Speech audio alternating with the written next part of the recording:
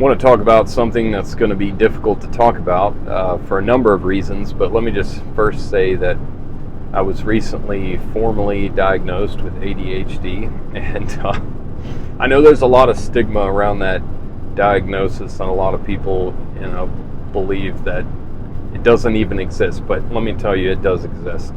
If you don't think it exists, then you're probably not divergent enough to know that it exists.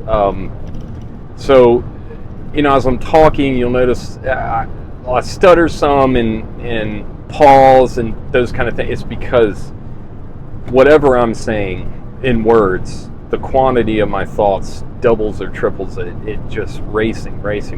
So it's hard to keep all that straight. I apologize for that. I'm doing the best I can. All right.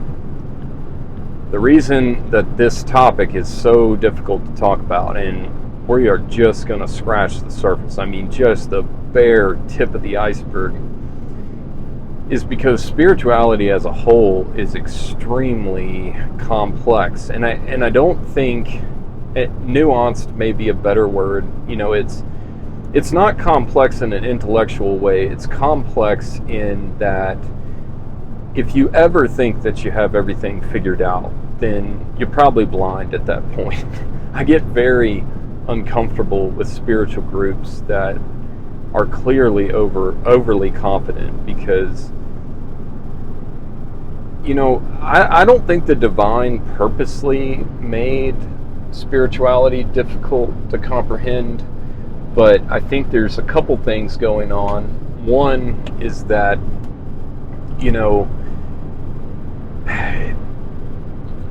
that other realm, that spiritual realm, it is difficult to comprehend. In fact, every spiritual experience I've had has been really difficult to put into words because words were designed to communicate aspects of this three-dimensional realm. When you get into these other dimensions, I guess that's what they are.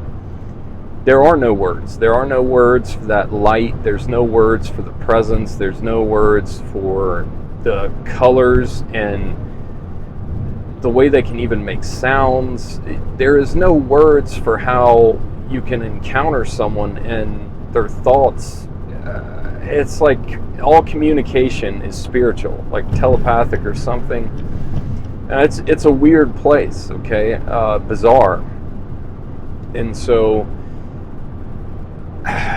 all I can say is to anyone that, and this is directed, to be clear, this is directed towards fundamentalists of all religions.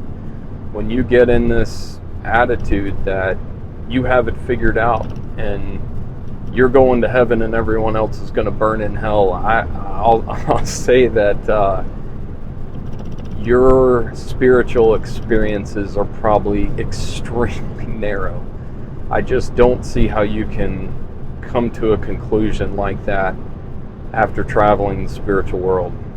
And not even that I've done that to some great extent, but everyone that has done it to some extent, whether small or great, tends to have the same sort of outlook, like, hey, this is what I think. It does seem like everything hinges on love, that is like a fundamental, universal force of the universe, just like the most fundamental force. So, there are things like that, similarities like that, but as you become more and more spiritual, you tend to get more open-minded and a lot less judgmental, and I'll talk about why that is here in a minute. But I just want to say that this stuff is hard to talk about, and even though I might talk in absolutes, I have tons and tons of questions. I wish I could have like 3 days just to stand before God and just, obviously worship would be would probably dominate the majority of the time, because in that spiritual place, that's maybe one of the most pleasurable things. But questions. And I think it's a lot like, a child. If you've ever raised a child, you know that a 2 or 3 year old, they can ask hundreds of questions a day. Everything is just exciting and intriguing and mysterious. All right, so let me try to articulate a bit of where I'm at spiritually and what my journey is like, in case it's helpful for anyone. And if it's not helpful, just like everything else on the channel, I suggest that you stay away from it. I have zero desire of portraying the way of doing anything. However, I will say that I had this spiritual experience one time where I met the Apostle John, and in this vision I asked him, what is the most important thing you can tell me? Because I got the impression that I could ask him a single question, and I wanted to know, like, now that you've crossed over to the other side, what is the one thing that you would tell me? Like, pretend I'm a young you. Tell me, what do I need to know? And he took me by the shoulders and he looked right in my eyes and he said, follow the way of love. And when he said that, I was so disappointed. This was back when I was still a fundamentalist Christian, and even though you would assume that a fundamentalist Christian would rejoice at such a statement, the reality is that despite talking about love all the time, it's really not, it is not a cornerstone. It's not a foundational stone.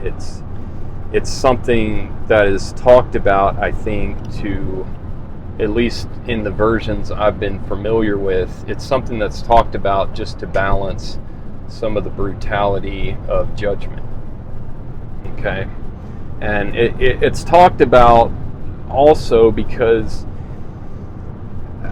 it is a fundamental human need. So you really can't have a spiritual message without talking about love.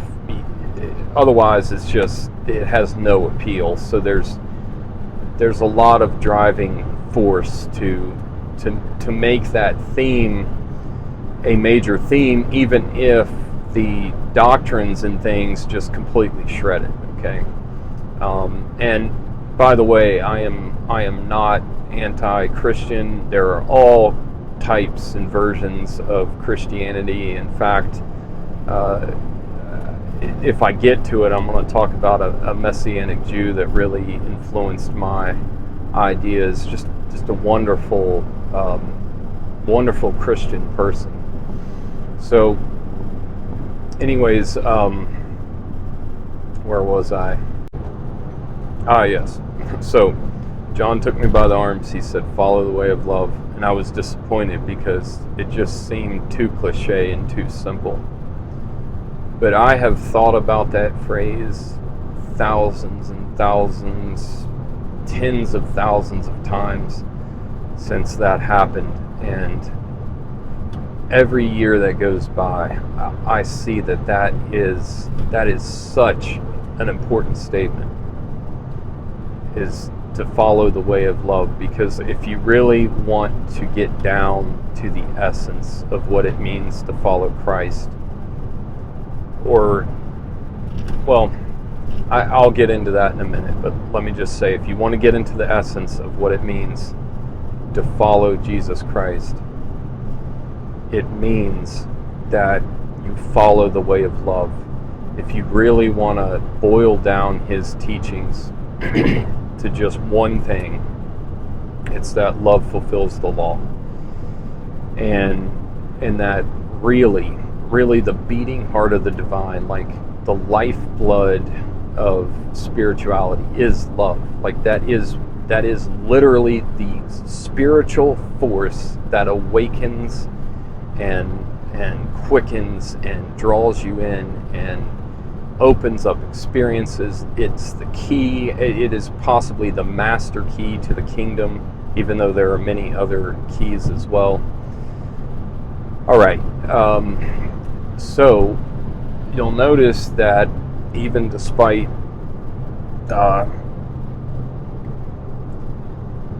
being very clear that I'm outside of fundamentalism, that I still have tremendous honor and respect for Jesus, and that viewpoint has evolved quite a bit.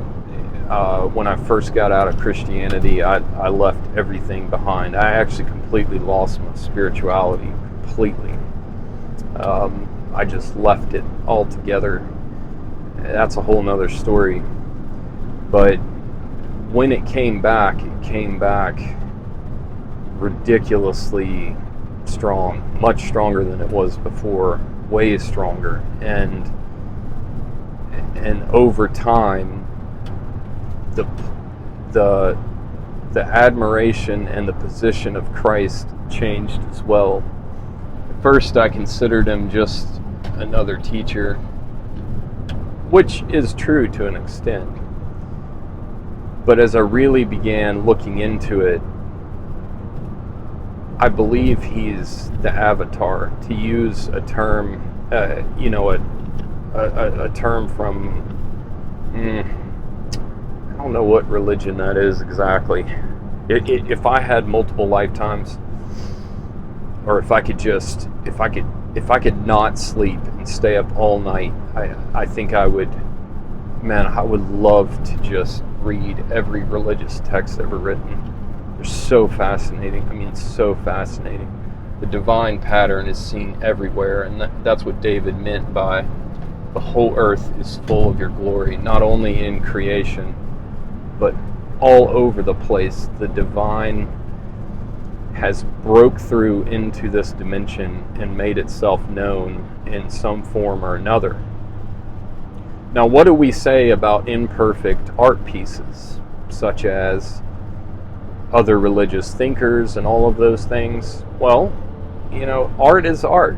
Like, you don't just rip a painting out of the frame and shred it because you feel like the artist made a mistake or something's off. You look at it, you gaze at it, and you ask yourself, what is this piece of art? What is it saying to me? What is it saying? People get way too analytical with spiritual texts and all of these things, and they approach it like scientists debating over some theory, and it's not that. Religion is art. It's something that can tell profound truths, the most profound truths ever told, even if they're told with lies, right?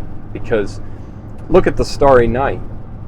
Is that the painting, Starry Night? Is that is that accurate? Is it? Yes, it is, but it's not at the same time.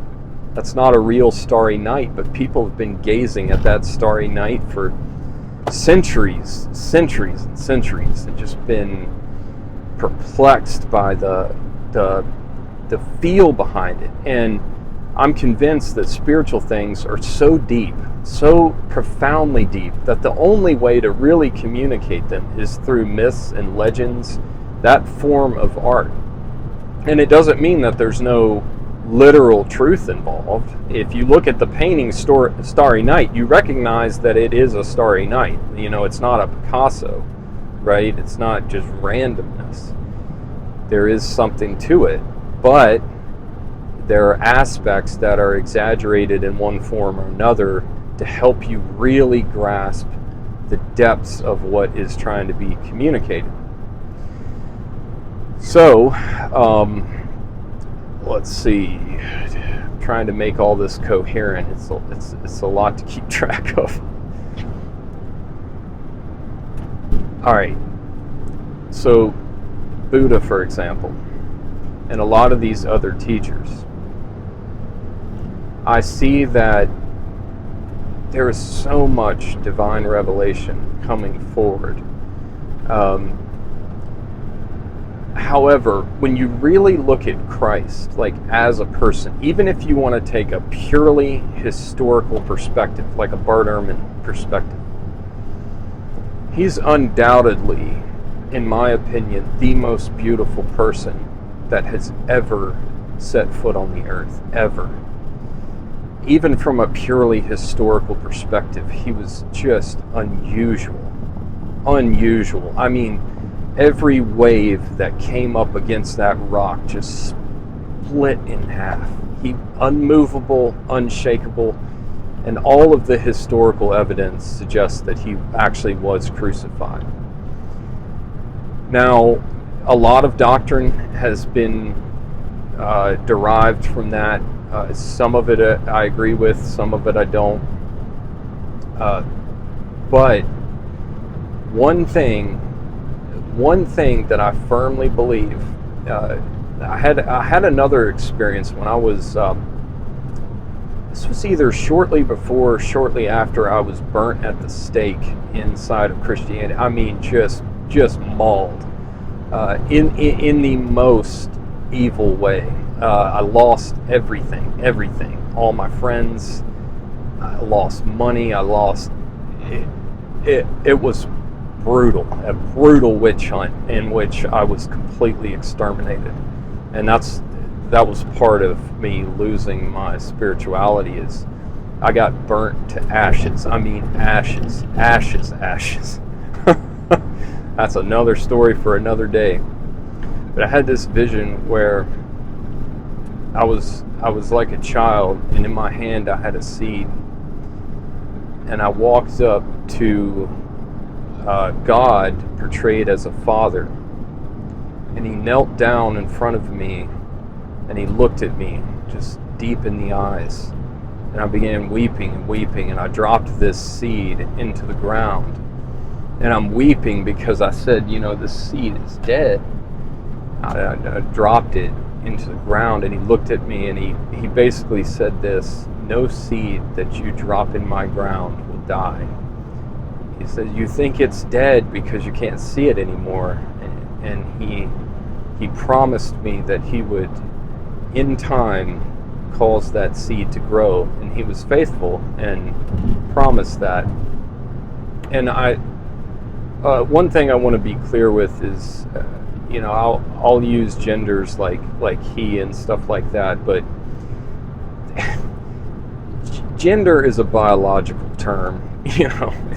It's to describe whether or not, you got sperm or eggs. This is, in spirituality, gender is used as a symbol only. And I am convinced that we as a human race need to get a revelation of the divine feminine as well, because you have to have a balanced view of God, and that requires that you understand the feminine symbolism as well. David was one person that carefully alluded to that. That would have definitely gotten you burned at the stake back then and even now. Okay, so. But, okay, so, getting back to Christ, though. See, this is one person. It's really the only person that I could really think of. I mean, I know there have been monks and things and Christian martyrs and all of that. But to have such perfection of beauty, like to be such a good seed, and he was. If you just, despite how Christianity has been manipulated and how monks were adding shit to the Gospels, and like the Catholic Church was cutting stuff out, and all of that, despite how much shit has been thrown at that painting, it remains one of probably the most influential painting in the world. even though we can't even see it in its pure form. I mean, he was like the seed. And for him to fall into the ground and die, and to not be given justice in this realm, I believe necessitates a reckoning. And so whether that reckoning is entirely spiritual, as in being given the most highest place, or it is going to somehow bleed into this world, either directly or indirectly, I don't know.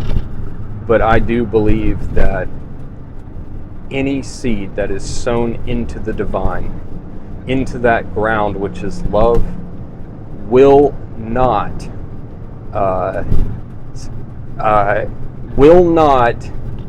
fail to produce fruit in some way or another. And I want to add to that, the divine ground is love. And this is why there are verses like, do not judge lest you be judged. Now, a lot of people think that if you're judgmental, God is going to strike you down. That's not how I read that verse. If you are a judgmental person, you will view God as judgmental, and you will judge yourself. Because whatever judgment you bring on others, you bring on yourself as well. And this is the trap that the Pharisees found themselves in, is they had set themselves up as judges. And when the divine decided to walk the earth and look and see the rulers of this age, he was not impressed. Not impressed. In fact, he was continually cutting them down. And this goes back to the Messianic Jew that really influenced me. If you really want to understand the beauty of Christ and just the wisdom, man, you really got to get into the way the Jews would have heard what he was saying. Even just a single phrase out of his mouth is enough to just floor you. But there's hundreds of them. I mean, the gospel's just full of it. Every time he turns around, it's like he's smacking them down. So he's simultaneously doing that while he's going out. Remember the parable of the wedding feast, going out into the gutters and finding the worst people and taking them by the hand and lifting them up. And it's so funny to me that the church is so convinced that he loves them, and that these people in the gutters that are going to go to hell, like he's somehow bipolar. Like when he walked the earth, he loved spending time with the people in the gutters. But when those people in the gutters get up into heaven, he's going to, have a barbecue for all of eternity.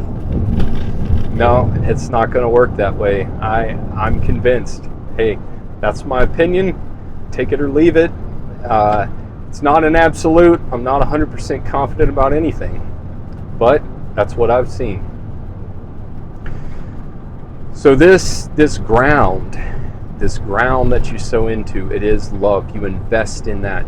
And I'm not talking about, picking yourself up by your bootstraps and loving yourself, or forcing yourself to be loved. I'm not talking about that. I'm talking about you as a seed. You sink into the divine love.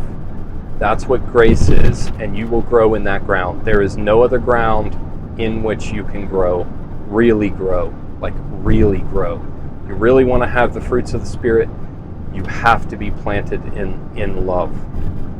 Okay, and this is also the meaning behind the parable of the unforgiving servant. So you have a servant, and I'll end with this.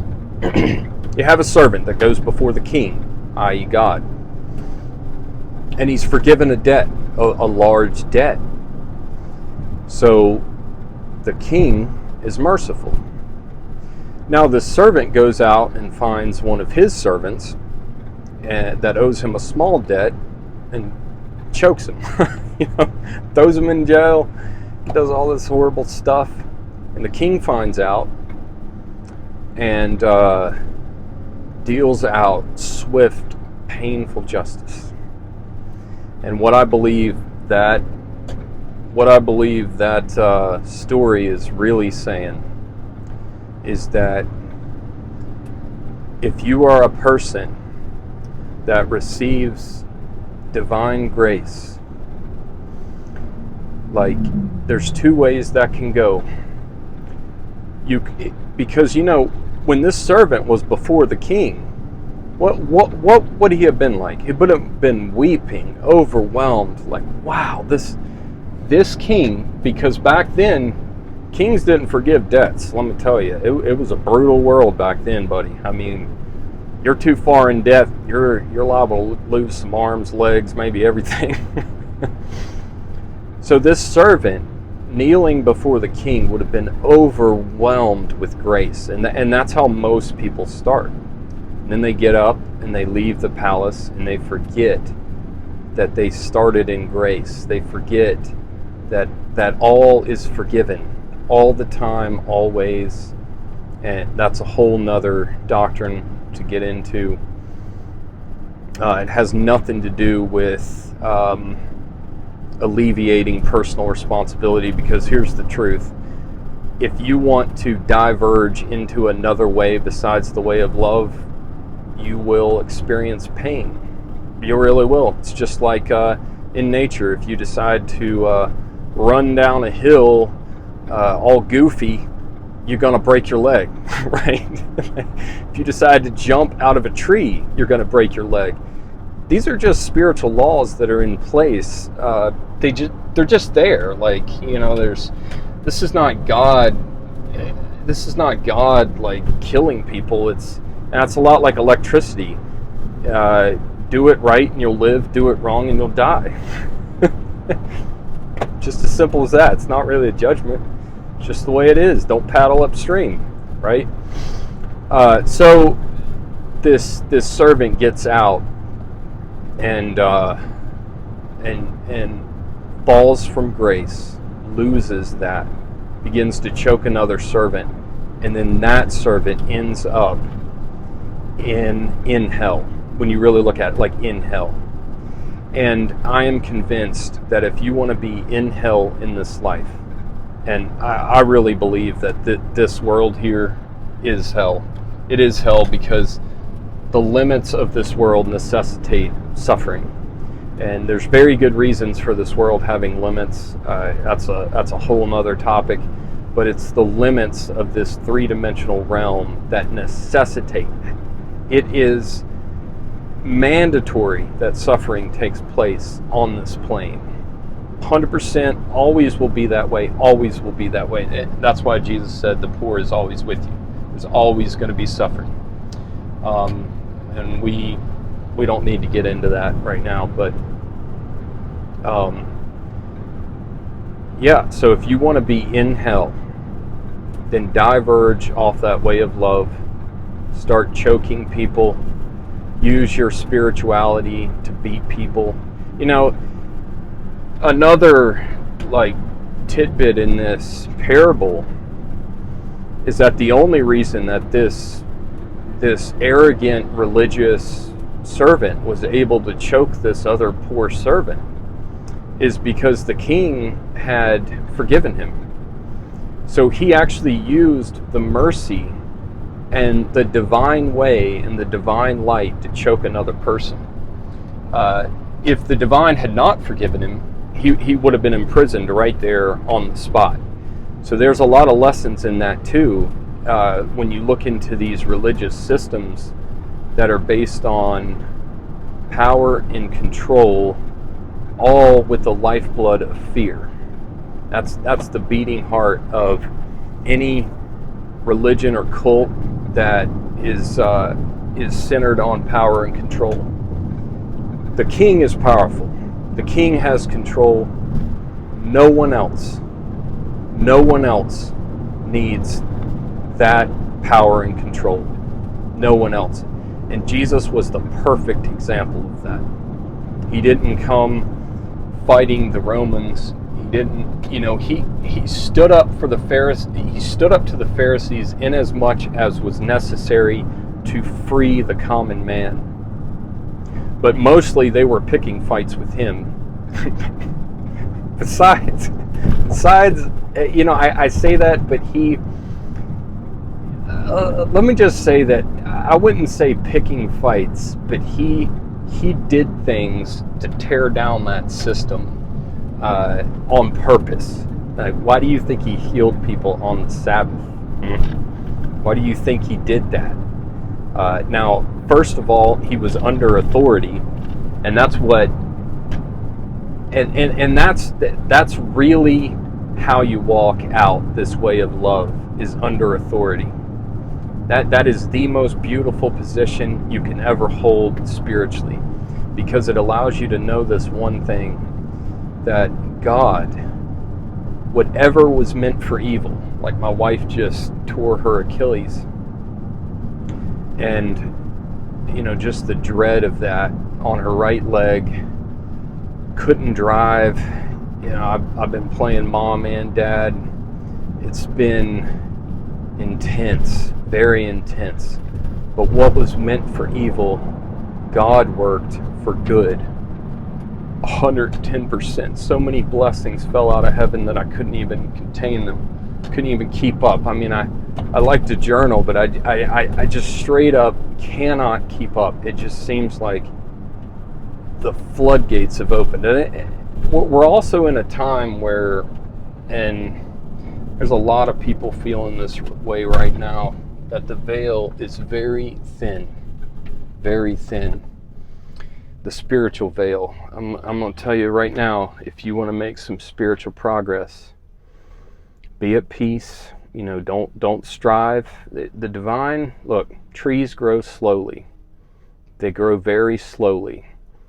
And if you've ever left a tree for a year and come back, you're like, whoa!